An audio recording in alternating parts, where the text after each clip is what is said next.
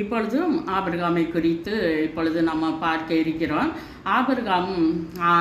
ஆபிரகாமினுடைய தகப்பன் வீட்டிலே விக்கிரகங்களை வணங்கி கொண்டு இருந்ததுனாலே ஆபிரகாம் ஒரு பெரிய ஒரு கட்டை எடுத்து அந்த விக்கிரகங்களை எல்லாம் அடித்து நொறுக்கினான்.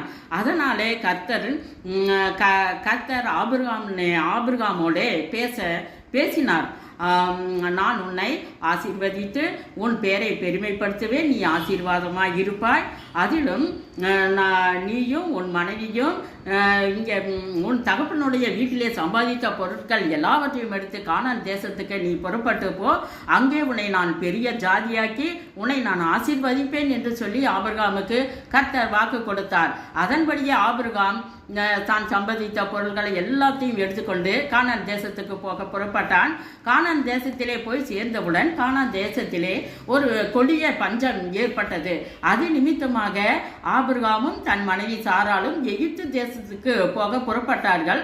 போகும் வழியிலே ஆபிரகாமும் தன் மனைவியையும் அந்த எகிப்தின் ராஜா இவர்களை பார்த்து கொண்டு இவர்கள் யார் என்று கேட்கும் பொழுது ஆபிரகாமுக்கு சேதம் எதுவும் ஏற்படக்கூடாது என்று சொல்லி தன் மனைவியை தன் சகோதரி என்று அவன் அறிவித்தாள். அதன்படியாக ஆபிரகாமினுடைய மனைவி சாராளை அந்த அரண்மனைக்கு கூட்டி போகிறார்கள். அந்த அரண்மனையிலே அன்று இரவு வைத்து கொண்டு அடுத்த காலையிலே ராஜாவினிடத்திலே இந்த சாராள் போக வேண்டும். அதற்குள்ளாக ஆபிரகாம் வெளியே கேட்டு முன்னாடி நின்று என்ன செய்வது என்றே தெரியவில்லை. அதனால முழங்கால் படியிட்டு ஜெபித்தார். ஆபிரகாம் ஜெபித்ததை நிமித்தம் சாராளும் ஜெபித்தார். அவர்கள் நிமித்தமாக அந்த எகிப்தின் ராஜாவை அந்த இரவு முழுவதும் மகா பெரிய வாதைகளினாலே கர்த்தர் வாதித்தார். இன்னாருடைய மனைவி நீ கை போடாதே என்று சொல்லி அந்த எகிப்தின் ராஜாவுக்கு கர்த்தர் எச்சரித்தார்.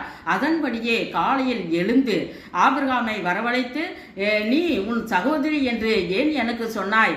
அவளை எனக்கு மனைவியாக்கி கொண்டு இருப்பேனே என்று சொல்லி